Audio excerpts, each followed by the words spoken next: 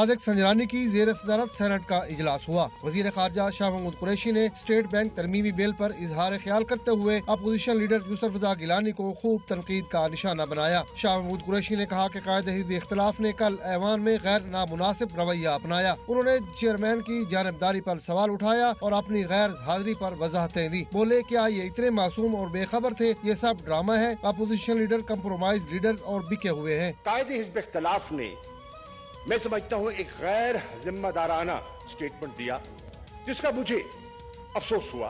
बहसियत एक senior parliamentarian के मैं समझता हूँ उन्हें ऐसा नहीं करना चाहिए था। उन्होंने आपकी जात पर नुक्ताचीनी की जिसकी इजाजत मैं समझता हूँ कानून नहीं देते।